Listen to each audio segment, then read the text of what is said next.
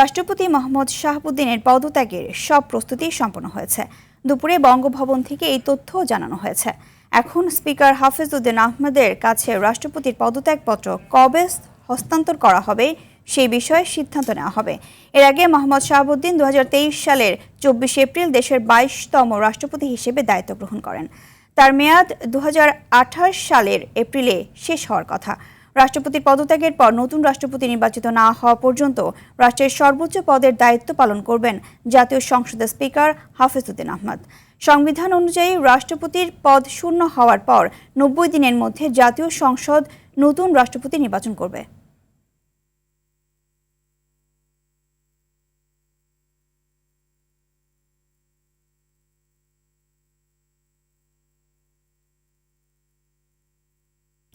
দর্শক, এই মুহূর্তে বঙ্গভবন থেকে সরাসরি যুক্ত হচ্ছেন সহকর্মী রুদ্র রফিক। রফিক, রাষ্ট্রপতি শাহাবুদ্দিন চুপ্পুর পদত্যাগের বিষয়ে আপনার কাছে সর্বশেষ কি তথ্য রয়েছে জানাবেন?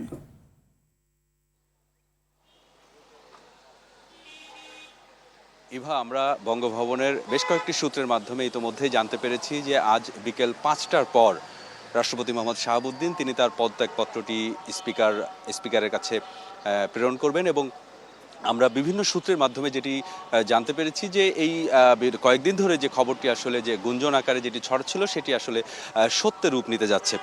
আপনাকে একটু জানিয়ে রাখি, রাষ্ট্রপতি মোহাম্মদ শাহাবুদ্দিন কিন্তু অসুস্থতার কারণ দেখিয়ে আসলে পদত্যাগটি করবেন বলে আমরা বঙ্গভবন থেকে ইতিমধ্যে জানতে পেরেছি। তবে এই তথ্যগুলো আসলে সম্পূর্ণই আনঅফিসিয়াল, অর্থাৎ আনুষ্ঠানিকভাবে কিন্তু সরকারের পক্ষ থেকে বা কোনো দায়িত্বশীল পর্যায়ের কেউ কিন্তু এখনো আনুষ্ঠানিকভাবে এই বিষয়ে আসলে মুখ খুলছেন না। তারাও বিষয়টি গুঞ্জন বলেই কিন্তু আমাদেরকে জানাচ্ছেন। তবে আমরা বঙ্গভবনের, বিশেষ করে আমি কিছুক্ষণ আগে বঙ্গভবনের একজন কর্মকর্তার সঙ্গে কথা বলেছি, তিনি জানিয়েছেন ঘটনাটি সত্য, তবে তিনি নাম প্রকাশ করতে চাচ্ছেন এবং আনঅফিসিয়ালি তিনি বিষয়টি জানিয়েছেন যে বিকেলের পরেই আসলে পদত্যাগপত্রটি জমা দেবেন। আমরা কিন্তু যেটি জানতে পারি বা ইতিমধ্যে কিন্তু গত ডিসেম্বরে রাষ্ট্রপতি শাহাবুদ্দিন কিন্তু বলেছিলেন যে ফেব্রুয়ারি নির্বাচনের পর তিনি পদত্যাগ করবেন। পরবর্তীতে আমরা দেখেছি নির্বাচনের পর তিনি আর পদত্যাগ করেননি। ইতিমধ্যে কিন্তু তার 3 বছরেরও বেশি সময় অতিক্রম হয়েছে।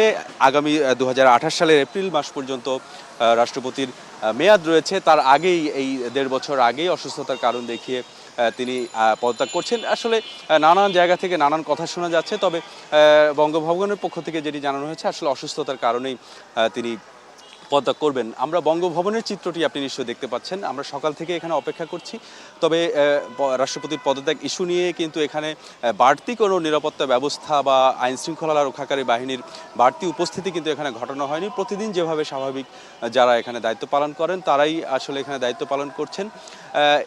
রাষ্ট্রপতি শাহাবুদ্দিন পদত্যাগ করলে কিন্তু স্পিকারের কাছে পদত্যাগপত্র জমা দেওয়ার সাথে সাথেই তার এটি কার্যকর হবে এবং পরবর্তীতে তার অবর্তমানে স্পিকার দায়িত্ব পালন করবেন। এবং সংবিধানে যেটি রয়েছে যে পরবর্তী রাষ্ট্রপতি নির্বাচিত হওয়ার জন্য কিন্তু একটু সময় বেঁধে দেওয়া হয়েছে, অর্থাৎ 90 দিনের মধ্যে সংসদে কিন্তু রাষ্ট্রপতি নির্বাচিত করতে হবে। তার আগ পর্যন্ত স্পিকার মোহাম্মদ শাহাবুদ্দিন তিনি দায়িত্ব পালন করবেন। তবে স্পিকার দায়িত্ব পালন করবেন এবং রাষ্ট্রপতি শাহাবুদ্দিনের পদত্যাগের পর আসলে তিনি কোথায় যাবেন এ বিষয়ে কিন্তু নানা সংশয় তৈরি হয়েছে। বিভিন্ন সূত্র বলছে তিনি বঙ্গভবন থেকে গুলশানের বাসভবনে গিয়ে উঠবেন। আবার কোনো সূত্র বলছে তিনি পদত্যাগের পর বিদেশে চিকিৎসার জন্য যাবেন। ইতিমধ্যে কিন্তু স্পিকার তার থাইল্যান্ডে যে তিনি চিকিৎসার জন্য গিয়েছিলেন সেই সফরটি কিন্তু সংক্ষিপ্ত করে 2 দিন আগেই কিন্তু তিনি দেশে চলে এসেছেন।